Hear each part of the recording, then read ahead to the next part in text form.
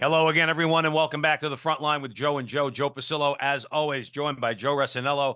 And once more, dear brothers and sisters, let us go in to the breach on the Veritas Catholic Radio Network, 1350 on your AM dial, 103.9 on your FM dial, spreading the truth of the Catholic faith to the New York City metropolitan area. Please download the app, share it with your friends. You'll have access to all of our station's content, not just the front line with Joe and Joe. And if you like what we do, these interviews that we do for Veritas, we post on our social media, so you can see Rumble, X, Facebook, YouTube. If you see it there or any of our interviews, please help us out. Like, subscribe, share, do all that fun stuff. And keep in mind, we get in a little trouble here, but we get in real trouble Thursday nights, 9 o'clock Eastern time, where Joe and I talk about the events of the day. And needless to say, you get into a lot of trouble talking about those things. Having said that, we got in trouble a while ago when there was a story that came out about a gentleman who we're going to discuss today in a new movie about him called Average Joe. We're being joined by Robert Katz. Robert, you correct me if I'm wrong. You're the executive producer of the film? The producer. The producer of the film. And it was about Joe Kennedy, a guy who had the audacity to pray. Pray. For 15 seconds. Yeah. I mean, dear, the world's coming to an end. You know, if a bunch of football players and their coach pray on both sides by both teams, pray in the middle of the field, and we'll get into all that. But you could definitely bend your knee and not stand up for the national anthem, and that's okay. But Average Joe got into a little bit of trouble about that, and Bob produced a movie about it, and we're excited to talk to him about it. Robert Katz is a retired CPA. He received his undergraduate degree from LSU, master's in accounting from the University of New Orleans, or Nolans, as they say. Bob began his public accounting career at Price Waterhouse, and then in 1979 formed his own CPA firm, which he ultimately sold in 2010. Bob entered the film industry in 2013 as executive producer of the film God's Not Dead, and went on to executive produce two more films in that series. And for several years, he worked as director of investor relations for Pure Flix and helped to oversee the production of such films as Do You Believe, The Case for Christ, God's Not Dead, A Light in the Darkness. He now independently produces faith-based films. In 2023, his team released a biopic of Phil and Kay Robertson of Duck Dynasty fame entitled The Blind, which became the all-time highest grossing Fathom Events film. His most current film is, as I said, Average Joe, and that's scheduled to be released in October of this year. And we'll give Bob plenty of opportunity to let us know exactly when that will be and where we could watch the movie. Bob Katz, welcome to the front line with Joe and Joe, our brother. Thank you for having me. Pleasure to be here. Like I said, this is going to be a great conversation. So buckle up, everybody. Joe Resinello, where do you want to go? Bob, we always start with a prayer to Our Lady. In the name of the Father, Son, Holy Spirit, amen. Bless us, O remember, O most gracious Virgin Mary, never was it known that anyone who sought your help or sought your intercession was left unaided. Inspired by this confidence, we fly unto you, O Virgin of Virgins, our Mother. To you we come, for you we stand, sinful and sorrowful. O Mother of the Word incarnate, despise not our petitions, but in your clemency hear and answer us. Amen. Amen. Amen. It's funny. I almost did the grace. That's the dad. That's the I was dad looking for in my me. prosciutto provolone sandwich. That's right. That's right. I always start with the kids. They're eating. I'll be like, "We say our grace. Did we say grace?" So I'm sorry about that, everybody. It's funny, Bob. As Joe was reading your bio, I saw you. You work with Phil Robinson, the Duck Commander. I always say before we were on the radio, my claim to fame is I got in contact with him. I went through like 3 levels of people. I always like kind of try to get our guests, and that was like my claim to fame. He sent me an email back, then he was probably like, "Who is this guy, Joe Resinello, this crazy person?" but he sent me an email, and I laughed. I'm like, I got the Duck Commander on. I got him. Great guy. What you see on TV, that's the way he really, really is. Just great, devout Christian. His sole mission on earth is to bring souls to Christ. There's nothing, that whole family, the way you see it on TV is exactly the way they are in real life. Well, I'll tell you what, you guys in Louisiana, you're a unique state in that it's very Christian. A lot, like I always, because I've traveled, I've driven across the state, Route 10, in my back in the day when I was an auditor. I mean, north of Route 10, it's Southern Baptist. South of Route 10, it's Catholic. I mean, I know the state. You really have a unique thing, and frankly, I think it's wonderful. Beautiful people, great food, wonderful place. Yeah, there's such a good Catholic community here. I mean, the whole south of Louisiana is still devoutly Catholic, and it's a wonderful place to live and to practice your faith in. Absolutely. Let's jump right into Joe Okay. Kennedy. I mean, to be honest, as Joe said, we have a social media show. We've been doing it for 6 years, and we covered this. I remember it. And you know, he's out in Washington State. Correct me if I'm wrong, but I do remember that. And ultimately, you just say to yourself, what's the big deal? Here's a guy. You know, he's not asking anyone to do anything. It's after the game. He goes into the middle of the field. He kneels down and he prays. What's the problem? To come down on someone so heavily for something like that, frankly, if you ask me, is a colossal waste of time and money. But that is exactly what happened.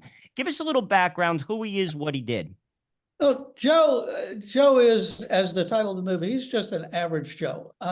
He had an extremely troubled childhood, went to the Marine Corps because of it, served in the Marine Corps, and he was not a football coach. He volunteered not knowing much about coaching kids.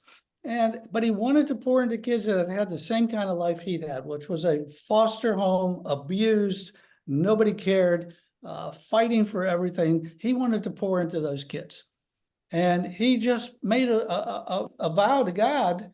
He said, look, if you'll let me do that, God, after the game's over, after everybody's going home, minding their own business, I'll go out on the field. And initially, he went out by himself. I'll just go out there. I'll take a knee. I'll thank you. I'll go home. That was it. And then some of the kids started to ask him, you mind if we go out there? And yeah, sure. And his response was, yeah, it's a free country. And then some of the other teams started to go out there. It was all spontaneous. It was, one of the things the other side asserted was that it was like pray or play. If you want to play, you're going to have to pray. That was proven to be such a lie that was just concocted by the other side. Nobody, not one, they could not find one person who said Joe ever told them that if you want to play, you're going to have to pray. It was just spontaneous. You guys know Joe. He's just soft-spoken, just salt of the earth, great guy. And out of the blue, and it's kind of this is where you get to, our battle's not flesh and blood. It's so weird the way it happened. A coach from the other side sees what's going on and says to himself, that's a great idea. I wonder if I can do that after our home games. And he goes to the school board and says, hey, Coach Kennedy's praying at the end of the game by himself out there, and the kids are joining them. They love it. Can I go out there and do the same thing? And the school board went ballistic. Just crazy, woke, ballistic. And told him, you've got to stop doing that. They offered him a broom closet in the locker room to pray in if he had to pray. And his attitude was, listen, I spent 20 years in the Marine Corps. I was a combat Marine. I risked my life for the Constitution. I'll be darned if you're going to put me in a broom closet to pray to God.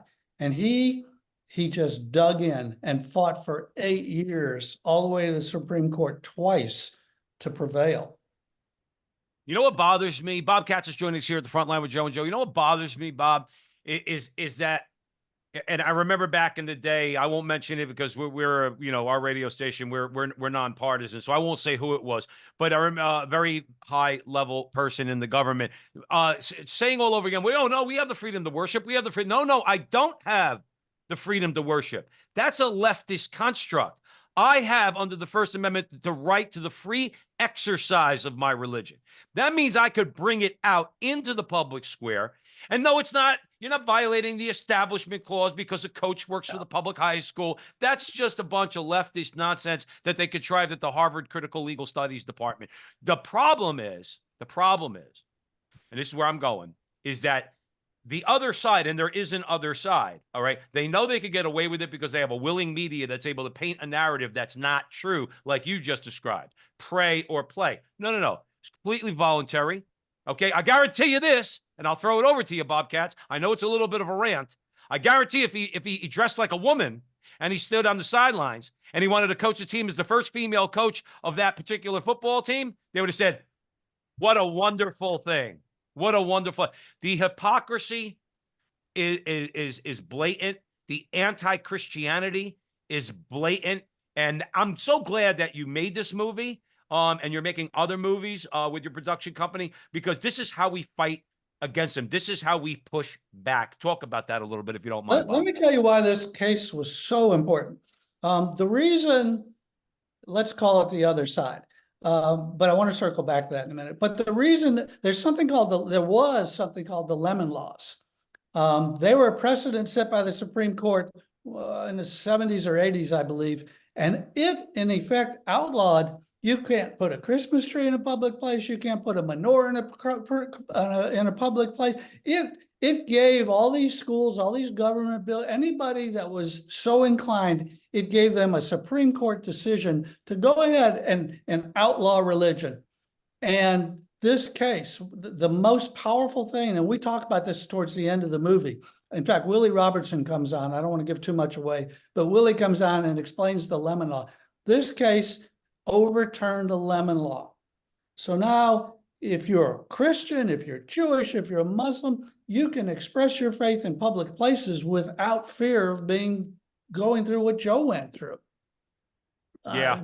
The laws were scarily and sadly, these laws were on the books that made it at the time illegal to do what Joe was doing. It's outrageous. It's just truly, and as you say, the Constitution, you've probably said this 100 times on your show. There's nothing about separation of church and state that is not in the Constitution. And people refer to Jefferson. What they were talking about was that you can't form a state religion, which no one's ever tried to do in this country. There's no state religion. We have that's what people take and run with and say, oh, separation of church and state doesn't exist, not in the Constitution. And now, thank God, it's not even in the Supreme Court rulings, because the Lemon Laws have been overturned by what Joe did. And that's what's fantastic. And yeah, I'm glad you bring that up, because one of the things, Bob, we try to do on the show is just let people know the truth of these things. Yes, that was a letter that Jefferson wrote, I believe, to the Danbury Baptist. And the funny thing about it was, when he used the phrase separation of church, the wall between separation between church and state, he was saying that to say that they're protected from the power of the state. So the use of that argument is just completely ridiculous. But here's the thing. If you don't know, then the argument sounds like, oh, that might be plausible. Well, that's what we're here to do. You, me, Joe, and everybody else who's fighting the good fight, so that we can help to educate and also raise the consciousness of people out there as to what's going on. If you're just joining us here at the Front Line with Joe and Joe, Bob Katz, producer of Average Joe. Bob, real quick, and then I'm going to hand it over to Joe. Now, when is the movie going to be released, and primarily where are folks going to be able to see it? The movie's going to be released October 11th, although in a lot of areas, there'll be a special Thursday night, October 10th showing at your it'll be in 2,000 theaters across the country. And I don't know if we're going to talk about it. The thing I hear over and over again is we need more good movies like this. We need more faith-based movies. I can't express enough to your audience how important it is to go to opening weekend. Opening weekend drives everything in the film industry from the day that movie's in the theaters for the next 5 years. We've got to, you want to see more movies like this? If we want to take a stand, we have got to have a huge turnout on opening weekend of people packing those theaters out. Well, I'll tell you right now, I'm in Arizona. I got out of New Jersey about 2.5 years ago. I'm in Arizona. If it's playing around here, I'm going to make sure I grab my wife and my son, and we're going to see it. We are trying, and we have pointed out, because a couple of friends of yours that you know were the writers and producers of Nefarious, and we've interviewed other people who are doing producing similar movies. We're trying to emphasize to people, if we're going to sit home and we're going to give HBO $50 a month, okay, or this one or that one, don't say you can't get in the car, go to your local theater like we all used to, and go see a movie like this. And let's push back. And I do believe it's working, because to be just bring it down to brass tacks for a second, people are finding out you can make a lot of money doing faith-based movies too. Let's remember, it is a business. You're not going to produce a movie to lose money. These movies are making money, which is a very hopeful sign. Yeah. Yeah, I know the industry pretty well, and I know all the major people. I've never anybody approach me and say, let's make this movie, we'll make a lot of money. These people believe, the faith-based film industry, they believe in what they're doing. And we need, and I know this is self-serving, but we need support. We need people who say, hey, we need to produce the quality of films that you see from the coming out of LA. And we can do it, but we have to have the public support. We can't keep hearing, you need to do more of that, you need to do more of that, and people don't show up at the theaters. So yeah, shameless plug, go to averagejoemovie.com. Right now, you can buy tickets. You can even buy group tickets at that site. If you want to take your football team, if you want to take your church, it's Movie Joe, averagejoemovie.com. It's there, and you can see the trailer and get some basic information. And we need everybody's support. and that's what we ought to be doing. If we're gonna support Hollywood, I'm not gonna be judgmental. I try not to, but we're gonna support Hollywood. Well, we should be supporting you guys too, and everybody doing the same thing. Joe Resinello. Bob, let's talk about the fact that he was an average Joe. You mentioned that he had to fight in the courts for years. He made it all the way to the Supreme Court. That costs money. I mean, let's be real. Lawyers cost money, especially good lawyers. How did he do it? Because to be honest with you, I think, you hear the term thrown around these days in the political realm, lawfare. That's a tactic. Mm-hmm. I mean, that's very real. I mean, like, you get a good lawyer, you got to cough up some money, a lot of it. And these machines have tons and tons of money, and they have lawyers on staff. Average Joe doesn't have a lawyer. Tell us how he did it. All right, there is an organization, and I say this sincerely, literally, thank God, called First Liberty. It's founded and run by Kelly Shackelford, who is a lawyer, and he has like-minded lawyers all across the country who will pick up these cases pro bono. And he fought on behalf of Joe for 8 years, up to the Supreme Court, back to the appellate court, back to the Supreme Court, millions of dollars of legal fees. And it was all free because First Liberty is funded by donors. And that's all they do. They pick up these causes and they fight on behalf of the plaintiff or the defendant rather. And they fight as hard and as long as it takes, and they have an incredible 90% win rate. It's the same thing. If we support organizations like First Liberty, we will make progress. And if we don't, then don't complain. Well, I agree, Bob. Just to stay there for 1 second. For years, decades, longer than Joe and I have been alive, longer than you've been alive, the ACLU has been funded. Now, many of them get paid too, so they don't do everything pro bono. But the thing is, they've gotten tons and tens and hundreds of millions of dollars from the left, and they've caused so many problems in this country. We have First Liberty that you just mentioned. We have the St. Thomas More Society. We have American Center for Law and Justice. These are all good people. Yes. They're fighting the Christian cause. And we need to support them. I don't care if you put them in your bill pay to send them $5 each a month. Just $5 each, because guess what? If 1 million people did that think like us, the better off we'd be. If you're just joining us here at the Front Line with Joe and Joe, Bob Katz, he is the producer of Average Joe. And that movie is going to be coming out in October, and we'll give Bob a couple of opportunities to let us know exactly where the website is. It's averagejoe.com. You could get all the information there, and it's going to be 2,000 theaters across the country. So Joe's in Jersey, I'm in Arizona, so I know that we'll both be able to see it. Let me ask you a question, Bob Katz. We all have to pick up our cross. We're taught that.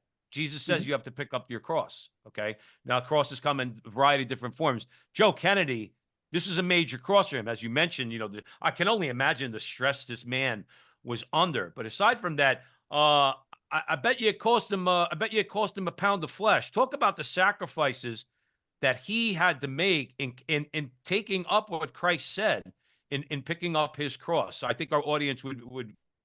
Well, I think I'm glad you asked that, because one of the profound themes of this film, people are going to find it's a love story. Joe met his wife and proposed to her when they were 9 years old. They didn't get married for many years later, but he and Denise have been together and known each other since they were both 9. They finally got married, I think 20-something years later. And he was a retired Marine, got fired as a result of this. And the wear and tear this put on their marriage, they came so close to being divorced. And we portray this in the movie. And finally, they reach that point where she understands why he has to do this. And they come together, their marriage is reconciled and saved. But the biggest stress on Joe was what it did to his marriage. It almost destroyed his marriage. And I saw a taste of this. Let me go down a little rabbit trail for a second. The haters. When we first started, I don't know when you first start to promote a film, you have to market on some of these social media sites to everybody. And then they allow you to hone in on your market. I knew there were haters out there, but when we had a general sort of just putting our toe in the water marketing, I was astounded by the hate that we got back on social media. I mean, I don't consider myself naive, but I was astounded. Just email or social media response after social media response, just hating Christians, hating what we stood for, hating Joe. The hatred out there was shocking to me, quite honestly. And Joe had to put up with that for 8 years. I've put up with it for, a few months. Joe put up with it for 8 years, day after day. I can't imagine, the strength, the fortitude he had to show to get through that and to save his marriage and to stand firm and to bring this to the Supreme Court and win was truly remarkable, just truly remarkable. Bob Katz, I think it was Dietrich Bonhoeffer that said, "Evil can only flourish if good men do nothing." And Right. That's about as true a statement as I've ever heard in my life. If we all just sit here and complain, and believe me, Joe and I are a couple of Italian guys from New Jersey, all right? We do our share of complaining, but we like to believe, I think we're right. We're doing something. We don't just say we're going into the breach. Bishop Olmsted is the one who wrote the letter to Catholic men in America. That's why we started the show. He said, men need to go into the breach, okay? If you're going to sit around, what do you think is going to happen if you don't go and berate the school board? What do you think is going to happen? I don't know. Well, actually, let me leave that. That was a complete digression. Let me just hand it over to Joe. Before the break, let's get into at least another question. I just want to circle back to something Bob said because it's so important. You talk about basically supporting local and good organizations. If we don't do it, no one's going to, Bob. And you're 100% right. And this is a point, and this is a good bridge into the break. I mean, I'll turn it over to you. We have to protect our own. Why do we give money to people that hate us? We do it constantly. It blows my mind. Like, people will badmouth us. They'll say bad things. They'll do bad things. We have control of our checkbook, and we still give them money. Please talk about that, because I'll be honest with you, I can't understand it. I can't. In a word, fear. I really saw this with this is why I actually gave up my lifelong career and got into the film business. I saw this with our first movie, God's Not Dead. Hope to see it again with this film. A college kid in that movie takes a stand and says, wait a minute, God's not dead, because the professor's trying to get the students to write on a piece of paper, God's dead. And he says, no, God's not dead. And they debate through the movie, the point is God dead or not. The outpouring, and when I say worldwide, I'm not exaggerating, the outpouring of people who were so thankful that we made that movie and telling us stories. I was about to kill myself, and I saw that movie, and it gave me, I went and saw a counselor. It gave me hope to live. Or my son was an alcoholic, and I brought him to the movie, and it changed his life. The outpouring that we see from these films, and now that I've had a chance to look at it in retrospect, what I think is this film gives the people you're talking about a voice. They're so busy going to work every day, taking care of their family, doing what we're supposed to do. that they don't have a voice. And when they see a film that says, that's how I feel, that's my life, that's what's going on, they respond. There's an outpouring, because right now we've got these lunatic fringe on both sides. That's all we hear, screaming and yelling and vitriol beyond imagination. And we've got these two standard deviations on either side of the middle. 80% of the people who are just trying to take care of their family and do their job and go to their church and live a good life, that don't have time to get out there and be idiots. And so when you bring them a film that represents how they feel, they respond. And that's what we're trying, my partner and I, that's what we try and do every day with these films. There's many people like you feel. Thank God you guys have this radio show. I bet you probably don't, you're a voice for so many people that are sitting out there and saying, yeah, they're right, but I have to go to work. I don't have time to do what they're doing. You're a voice for them, and you're a relief for them, and you're hope for them. And that's what we try and do with the film media. And that's all, Bob. That's all we could do, is do our best. We're going to all have to look at our Lord, and he's going to say, what did you do with your talent? And when we come back from the break, I do want to talk to you a little bit. We'll start off the next segment about your own journey. I find that interesting also. Successful career in business, and then you get into the movie industry as you're describing, as something that you're passionate about. It's not just about making money. It's you're passionate about getting these stories out there.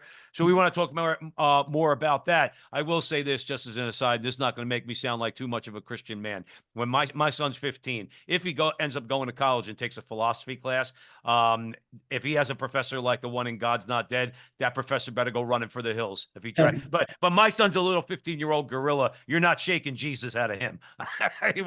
Thank God. But Bob Katz is joining us here at the front line with Joe and Joe. Bob is the producer of Average Joe. That's a movie about Joe Kennedy. You might remember he got in some trouble because he wanted to pray in the middle of, he's a football coach, pray in the middle of the football field after the game. Fathom Events. Is there a website for that, Bob? Well, averagejoemovie.com will take you to Fathom Events. It'll take you to ticket buying. It'll show you the trailer.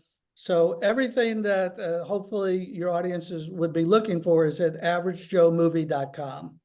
Awesome. Thank you for that. So if you're just joining us here at the front line with Joe and Joe, we have Bob Katz. We're discussing his film, Average Joe. We're at the Veritas Catholic Radio Network, 1350 on your AM dial, 103.9 on your FM dial, spreading the truth of the Catholic faith to the New York City metropolitan area. Please download the app, share it with your friends, and please follow us, Joe and I, on all over social media, X, Rumble, Facebook, YouTube. You have been, and we would ask you to continue to do so. Like, subscribe, share this content, share all of our content. These, what Joe and I believe to be, in all humility, important conversations that we all need to be having. So stick around. We have another great segment with Bob. We'll be right back.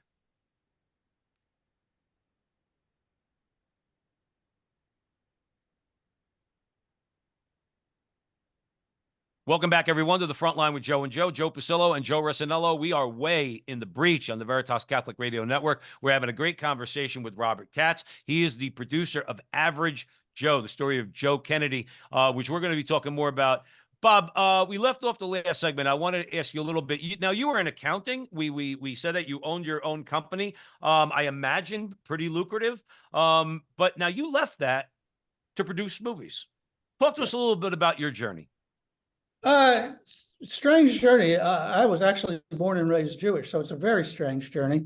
And most of my life, I became a what Catholics call Protestants. The Protestants don't call themselves Protestants. They've got all kinds of titles, but I was a Protestant and very happy Protestant for 40 years, and that's enough. But I was a CPA, had a CPA firm, and a good friend of mine who was my partner in this business called me up one morning and said, I just caught my son last night on Netflix looking at filth. And the God told me we've got to start making some good Christian movies, some good faith-based movies, not this, pablum stuff. We've got to make stuff on the same production qualities that Hollywood makes it. I said, Troy, have you ever made a movie? And he said, no. And I said, well, neither have I. He said, don't worry about it. God told me to do it. It'll all work out. So Okay. Our very first movie was God's Not Dead, which I don't know where it is now, but at the time it was like the 6th highest grossing faith-based film of all time. And I thought, this is more fun than filling out tax returns. So I over the next couple of years sold my firm. I had a couple of firms. I sold both of them, and Troy and I went into the filmmaking business. We did God's Not Dead 2 and God's Not Dead 3. And then last year, if you remember, the Robertson family did cameos for us in the God's Not Dead movies. So a few years later, they said, hey, we want to make a film about our patriarch, about Phil. We know a lot about TV production. We don't know anything about movie production. Would you like to help us? We thought, yeah, we'd love to. So we did The Blind a couple of years ago. It came out, I guess, in 23. And that turned out to be the highest grossing Fathom event ever. And it's crazy, but it's fun. The movie business is the weirdest business I've ever been involved in my whole life, but it is fascinating. And what makes it worthwhile is the response you get back, the emails, the texts, the lives. And I know I have nothing to, I'm just trying to do what God wants me to do. But we get these emails. I'm The Blind. If you don't mind me telling a quick story, Please. Sure. The Blind's out, and I get a text, and it's a long text, and the lady says, the closest theater to our house showing The Blind is about an hour and a half away. And I asked my husband to go with me, and he said yes, which totally shocked me. She said, we drove all the way an hour and a half there. We watched the movie, and in the middle of the movie, he reaches over and puts his hand on my hand. She said, now you have to understand, my husband is a hopeless alcoholic. He hasn't touched me in 20 years. And he put his hand on my hand, and I could see him crying. And we didn't say much on the way back. I don't know what's going to happen, but he continued to cry on the whole ride home. And, wow, this is the power of a good faith-based film. It can crack through and get to your soul and help you to realize, I've got to change. I've got to turn my life over to God. Whatever God's calling you to realize, a good faith-based film can help you realize it. And that's why we do this. It's just incredibly rewarding to get this feedback. Bob, I'm going to hand it over to Joe, but I'll tell you this. And I'm so glad you said that. I've seen a lot of movies in my life. Everybody who's ever known me knows I've been a movie guy my whole life. I went to my first movie when I was 3 years old. My father brought us to the movies. And I realized I've realized it before, but you're bringing it home for me, and what you're saying is none of the movies and I still know they're very well-made movies. A lot of the movies that I've watched in my life, okay, Academy Award-winning movies, the whole 9 yards. They don't do anything for my soul. Those movies, I'll give you a stupid little example. I've always loved the movie Goodfellas. I think it's a very well-made movie. Okay, you can't say that it's not, or Apocalypse Now, which I always said was my favorite movie. All right, but I don't watch them. Really, I don't watch anything with too much profanity anymore. If it's got too much profanity, so most of the movies I've ever watched in my life, okay, or blasphemy, I don't even watch anymore. And you want to know why? Because it's not doing anything for my soul. But I watched, let's say for argument's sake, Nefarious. I watched God's Not Dead, okay? And several of these other movies out there. And I'm glad you mentioned the quality. The quality of faith-based movies has gotten a lot better than several years ago, okay? These movies are top-notch. Father Stu with Mark Wahlberg. Watch Father Stu. These are movies that inspire me. They inspire me to be a better father, better husband. Let's face it, Goodfellas is not really going to inspire me to be a better father, a better husband, and most importantly, a better Christian. That's my 2 cents. Joe Rossinello, what do you got for Bob? I'm going to talk about religious liberty and swing back to that because I think it's important. Church attendance is going down in America. And you said something that when Joe Kennedy basically had this confrontation, they wanted to put him in a closet to pray. And I think that's the message of the establishment. You could have your religion, but it stays in your house. That's not what America's all about. That doesn't mean I force my religion down your throat. That's not what God does. That's not what we should do. But at the same time, someone's religion shouldn't threaten you. For instance, if a Muslim wants to pray 5 times a day, that doesn't threaten me as a Catholic. Have at it. That's Yeah. your deal. I respect you as a human being. We agree to disagree on religion, but I have no problem with you. I live in New Jersey. I live near Orthodox Jews. I take the bus with them all the time. I have a great amount of respect for them. They have good families. They're good people. They don't bother me, and I don't bother them. Why do people have a problem? Like, to me, there's something under it. And there's a reason why our founders put that there. We should respect one another. There was a time where our country simply did, but we don't anymore. Let's talk about the need for religious liberty. There's a reason why it's the First Amendment. There's a reason. And yet, people sometimes they think like, oh, what are you complaining about? Remember with the cake situation? Just make the cake. Just make the cake. No, he doesn't have to make the cake. It bothers him. Why don't you leave him alone? But no, they don't leave him alone. Why can't you just honor that man? And say, that's your deal. I'll go somewhere else. I have no problem with you. You have no problem with me. That's not how we play anymore, Bob. No, and I get a lot of really bad comments and feedback. It's already started on this movie, that it's a Republican movie, and I want to beat my head against the wall. And I've said this, and I see people glaze over, and I've said it and said it and said it.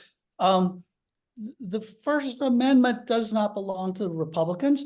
The First Amendment does not belong to Democrats. It doesn't belong to liberals. It doesn't belong to conservatives. It's the First Amendment because it's about, first and foremost, freedom of religion, freedom of speech, freedom of assembly. If you people don't wake up and understand that as we lose those freedoms, we're not going to be a democracy. We're not going to be the great experiment that God made this country, where we're the greatest country in the world. We're going to turn into another totalitarian dictatorship. I still believe what you're talking about is an extraordinarily, why, I don't know, well-funded fringe, that there are still 80 to 90% of Americans feel exactly like you do or I do, that I don't care what a Muslim does. I really, just like you, I don't, I was born and raised Jewish. My friends that want to continue to be Jewish, fine. They didn't, God's taking me on another journey. That's what's so beautiful about this country and about the First Amendment. And if we let the voices on the far extremes continue to dictate policy and come up with the laws that are it's like they're so absurd, they're mind-boggling. And now a government that's starting to enforce them, you better wake up and smell the coffee, people, because I understand you got to take care of your family, you got to go to work, but if we let them to continue to just erode our First Amendment, we're headed for communism or worse. And I don't know. Maybe that's my rant. I don't know. It's true. I mean, and that's the thing too. Is like, well, I would say to somebody, look, Joe, and Bob, we're not trying to infringe on your right to speak freely, even if you're a godless communist. Okay, but why do you think this is not eventually going to affect you?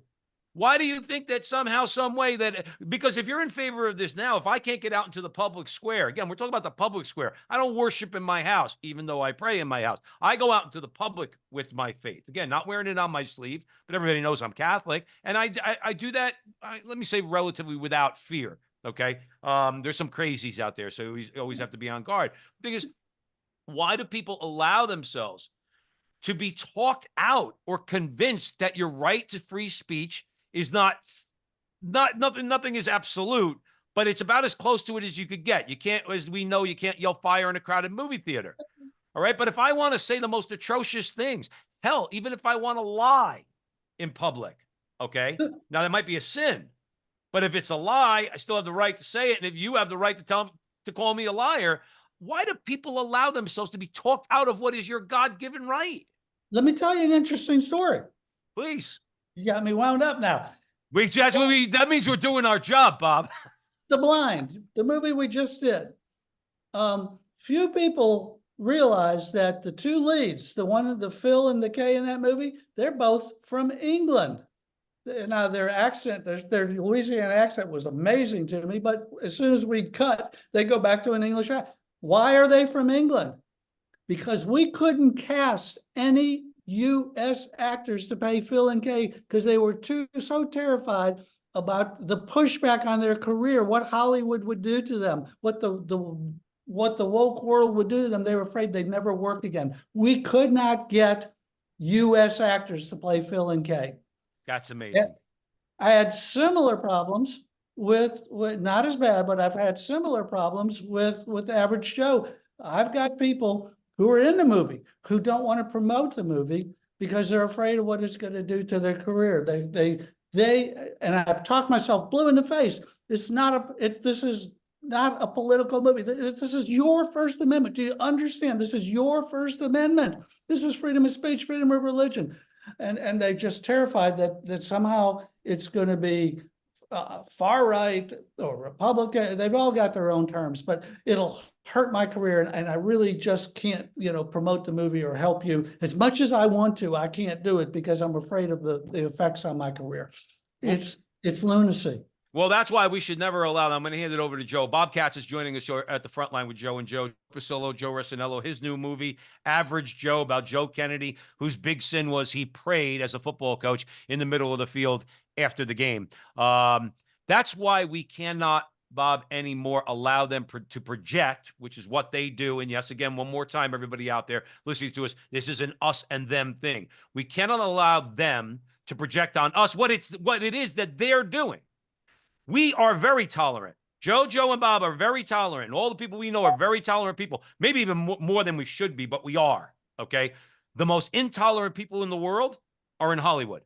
Yet they're going to look at you straight in the face when they want the government to cancel you or take away your First Amendment right to free speech or free expression of religion and say that they're for freedom.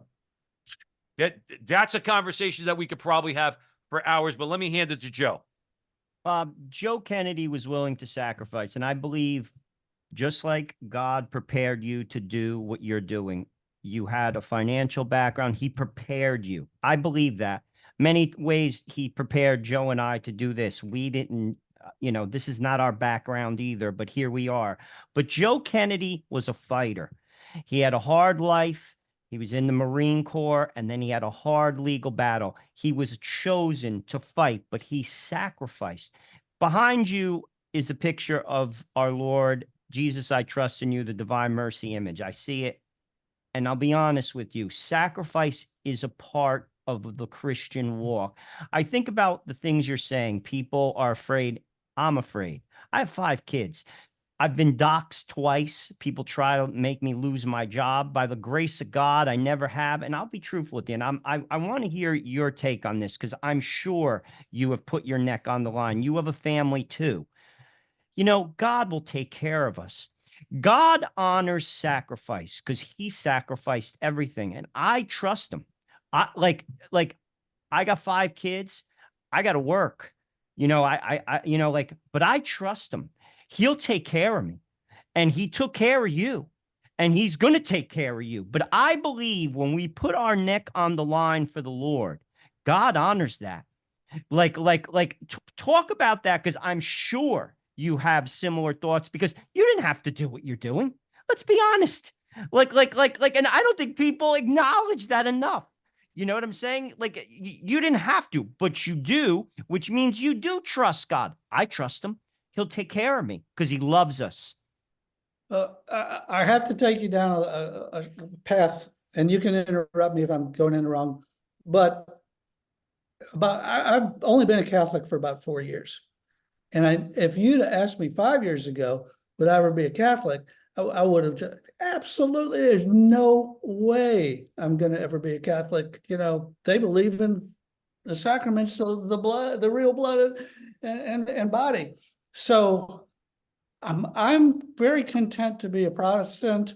I am driving down the road, and I know something. I had the same feeling when I was Jewish 50 years ago. Something's missing, and it just, I don't know how it happened, but it hit me. I'll speed up. That God, I don't trust you. After all these years, I don't trust you. And I started crying in my car driving. It's crazy. And I'm listening to Christian radio. I'm listening to Joel Osteen, which is what all good Protestants do. And I noticed right next to it is a Sirius XM, the Catholic channel. I flip over to the Catholic channel. I have, to this day, cannot tell you why. Up comes the Franciscan saint of the day, and they tell this story about this lady, Faustina. And they tell her apparitions and what she died when she was 33, and she went through all this suffering. What? Well, this is crazy. This is not encouraging to me.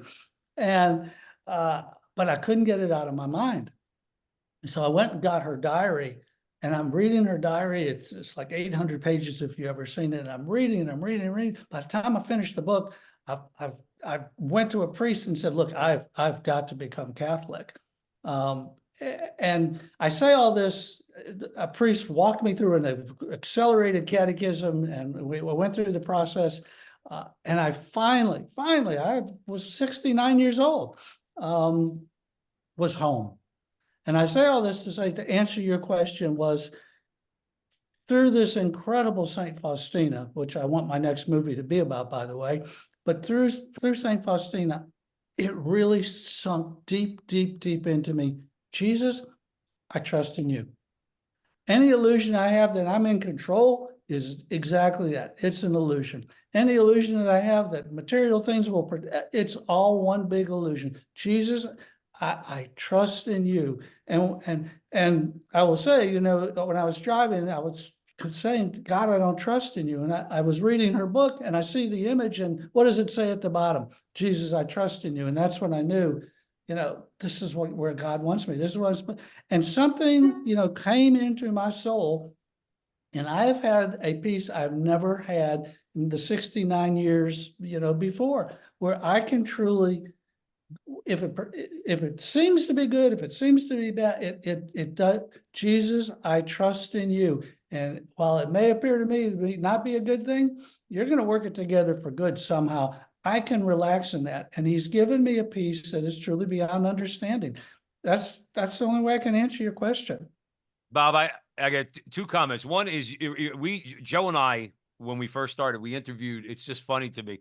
We interviewed Mother Miriam, who was born in Brooklyn. She's Jewish and born in Brooklyn, conservative Jewish family in Brooklyn. She leaves, she disappoints her parents, and she leaves, and she converts to Christianity. She told us she was, you know, Pentecostal for a while. And then she's so funny because she said, and then I walked into a Catholic church.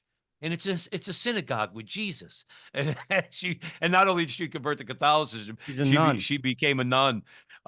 It's just funny because your journey reminded me of Mother Miriam. But I will say this, to anybody listening, because I struggle with trust. I do. Okay, I pray the divine mercy every day. Okay, and I do in my heart want to believe I trust Jesus. Okay, and people say, well, I trusted you. It's not. We're not saying it's easy to do.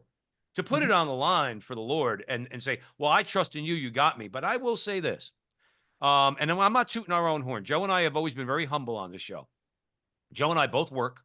We both have to work. We don't get paid to do this. Okay. We're trying to just get to the next level and have conversations like we're having with you. And I know in my heart, when I think about that, I am trusting in the Lord, because every day when I wake up, there's not a material benefit to this, but someone, perhaps even me, is benefiting from it. That's what's so important about what you're doing. Someone that you, like you mentioned, like the woman whose husband didn't touch her in 20 years and he's an alcoholic, and your movie touched her. That's why what you know, with Joe mentioning the divine mercy image behind you, the idea when you say, Jesus, I trust in you. All right, man, if you give Jesus just a little bit, he'll do a lot with it. Yeah. Sometimes we just have to do a little bit. Now, along those lines, I think faith-based films, I think faith-based podcasts. I think when you look at some of the most popular podcasts out there, you have Bishop Barron, you have Mike Schmitz, many others out there are very, very popular, getting the Catholic message out there, okay, raising people's consciousness. Do you think either we're in the beginning of, or perhaps moving forward, you know, we're going to see more Joe Kennedys, more people willing to put it out there, more average Joes, okay? Because to inspire others and create what I think we need in this country, which is an authentic movement back towards God. Because I think we've turned our backs as a nation, and I think we need to turn back to Him. And I think it's starting. I think you know where I'm going with this, Bob. What are your thoughts on that? My thoughts are, I hope you're right, but honestly, my gut tells me black will get blacker and white will get whiter. There will be more and more Joe Kennedys, and there'll be more and more whoever you consider the antithesis of Joe Kennedy. The more we fight against abortion, the more we're going to have people fighting for euthanasia. These are dark times, and without something dramatically, something very dramatic happening to this country that gets people to a point where they realize there's something bigger than me and my crazy ideas and thoughts. I need to get on my knees and find out what it is real quick, or I'm going to be in deep trouble. Until we come to that point, and usually it takes tragedy to get people to that point. Look at 911. The churches got filled after 911, and now here we are, what, 15 years later, not even 15 years, yeah, whatever. Here we are several years down the road, and the churches are emptying out again. I'm worried. Yeah, no, I remember my father saying the same thing about the Cuban Missile Crisis. He said the churches were all full, and then after it all got subsided, the churches went back to being empty again. That's why I used the word, Bob, an authentic movement as a nation, and starting, of course, with individuals like us, an authentic movement towards God. The understanding that we were just talking about. God, I need you, and you got to help me trust in you and put it in His hands. Let's face it, countries come and go. America's only been around for 250 years. In the scheme of things, not that long. Right now, we've lasted about as long as the Spanish Empire, and we were never as strong as the Spanish Empire. But anyway, that's a whole other story. Bob, we only have a couple minutes left. What are you working on? What you mentioned the movie about Sister Faustina. What do you got going on? Well, I don't want to take my eye off the ball, average Joe ball right yet, but I am just starting some preliminary, thoughts about casting and fundraising and that type of thing. I really feel like, you get a lot of learning looking back. So it's crazy I'm even in the film business. And I feel like God's allowed me to be in the film business for the last 10 or 11 years. And I was really more in the Protestant, if you will, film business. But he let me learn, and he trained me. And I really feel like now it's time to take this and start making those same high quality Catholic films. The Catholics, as you know, it's the largest denomination in the world. There's 1.4 billion Catholics. And when I look at the film industry, they are absolutely the most underserved group of Christians in the world. I believe God's transitioning me to take everything I've learned and start to make some really high quality Catholic films. And the first one, I hope it's God. I hope I'm hearing correctly from God, but I think the next film I would love to do is one about St. Faustina, an incredible life story. Yeah, it's very powerful. Joe Rossinello, you got a final 1-minute comment for Bob and our audience? I agree with Bob. I do think white's going to get whiter and black is going to get blacker, if that's a word. I think that's the direction. But here's another thing I just want to throw at both of you. God raises up saints, and saints change the world. He brought Faustina. She had a 4th grade education. She's going to become a doctor of the church. I've read the diary as well. I think that's a message for the ages. God will raise up saints. That's what he does, because he's still with us. Like there's no doubt in my mind, if things get darker, and I do think they may, God will raise people up to meet the challenges, because he hasn't abandoned his people. We're his people. Yes. What are your thoughts on that? To leave it on a high note, because I do believe everything you said. I think you're right. I say it all the time, but Bob, we got about 30. Bob, quick comment. We got about 30 seconds. I have to go back to St. Faustina. I think there is an illumination of conscience coming, and those that embrace it will spend eternity with Christ, and those that don't embrace it, I don't even want to think about what they're going to face. So that's what I think. Bob Katz is the producer. The movie is Average Joe. Bob, when's it going to be out, and where's the website? It'll be out October 11th. The website is averagejoemovie.com. You can buy group tickets there. You can buy individual tickets there. You can see the trailer, which is beautiful trailer. And again, I know that people want the good faith-based films. You've got to turn out opening weekend and buy tickets and support us. Well, as soon as we're done with this show, as soon as we click out, I'm going right on the website. I'm signing up for the newsletters or email alerts, and this way I know when it's going to be out in Arizona. Bob Katz, God bless you, brother. God bless what you're doing. Thank you for coming on the front line with Joe and Joe. Needless to say, you are welcome back here anytime, our brother. Oh, thank you so much. This has been a pleasure. Thank you. Hey, awesome. For my Faustina film, I want you guys first. How's that? All right. We're gonna hold you to that, brother. Okay. Thanks, you, Bob. And God thank bless. you all out there for joining us at the Veritas Catholic Radio Network, 1350 on your AM dial, 103.9 on your FM dial, spreading the truth of the Catholic faith to the New York City metropolitan area. Make sure you download your friends and wherever you see Joe and I on social media. If you're watching this video, if you're listening to us, our social media program, we go live Thursday nights, 9 o'clock Eastern time. Like, subscribe, share, do all that fun stuff. Remember to go to averagejoe.com, put your email in there so you get email alerts and you find out when opening weekend is, and make sure you're there so we could support the film, as we said in the conversation. And remember, once again, that until the next time, that our conversation is your conversation, and that conversation is going on everywhere. We'll talk to you soon.